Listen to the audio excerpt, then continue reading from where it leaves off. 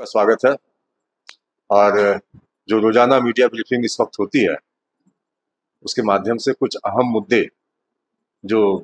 राज्य के चुनाव से भी संबंधित है, राज्य के भविष्य से भी संबंधित है, वैसे विषय को लेकर हम आपके सामने आते हैं। आज हम युवाओं के भविष्य को लेकर जो भारतीय जनता पार्टी ने अपने पंचफलन में घोषणा की कि 2.87 लाख जो वैकेंसीज है, हम सरकार में आते ही पहली कैबिनेट में उसके लिए हम प्रस्ताव पारित करेंगे, कैलेंडर बनाएंगे ताकि समय से एग्जाम्स हो जाए।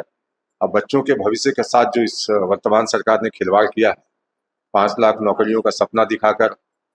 या फिर बेरोजगारी भत्ता के नाम पर उनको जिस तरह से दिवा स्वप्न दिखाया गया, एक उम्मीद जगाई गई 2019 के चुनाव में, सरकार अब उस विषय पे बात भी नहीं करना चाहती, न उस विषय पर उनका ध्यान जाता है।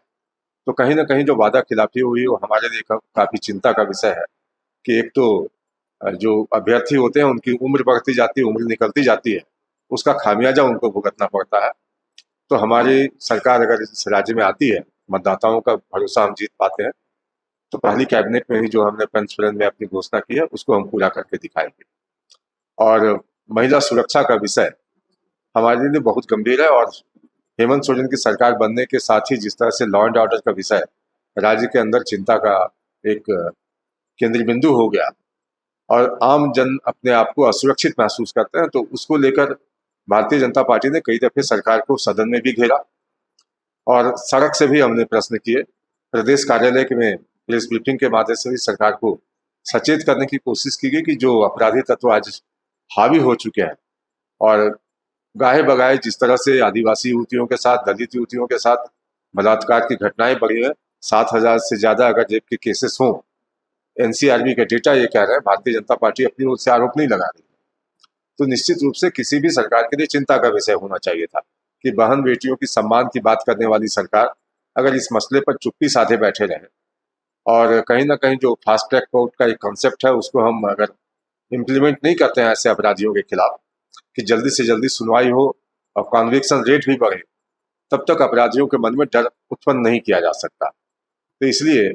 और एक जो चरित्र रहा है इससे इंडिया अलायंस का कि जिस तरह से ये महिलाओं को टारगेट करते हैं, जो आज एक बयान आया है इरफान अंसारी का कि कल नॉमिनेशन के पश्चात जो उन्होंने कहा सीता सोरेन के लेकर,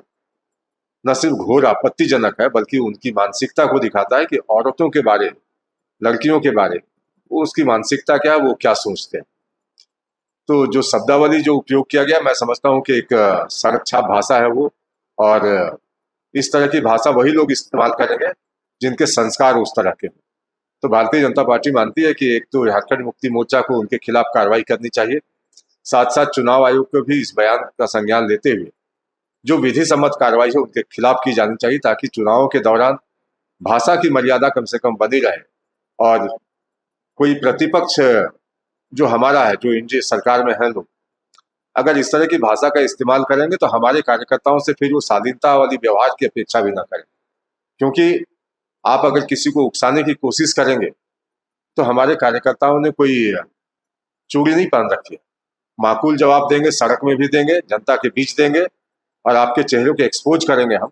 कि आप किस तरह से महिला विरोधी हैं, सोच क्या है आपकी, आपकी चुप्पी किसी विशेष वर्ग से आने के बाद किस तरह से घिघी बन जाती है आपकी।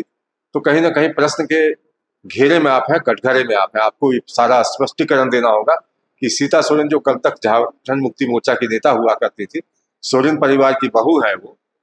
तो उनके लिए जिस अपमानजनक शब्द का इस्तेमाल किया गया, क्या सोरेन परिवार इरफान अंसारी के इस बयान का खंडन करेगी या उनको रिप्रीमांड करेगी, कांग्रेस पार्टी के प्रति अपनी आपत्ति दर्ज करा के उनको इस भाषा के लिए कहीं ना कहीं मैं समझता हूँ कि संदेश देने की आवश्यकता है, ताकि महिलाओं का सम्मान सुरक्षित रहे, महिलाओं के प्रति जो आदर का भाव समाज में विद्यमान है उसको कोई अगर डेंट करने की कोशिश करता है तो उसके खिलाफ सख्त कार्रवाई की जानी चाहिए। बस इतना।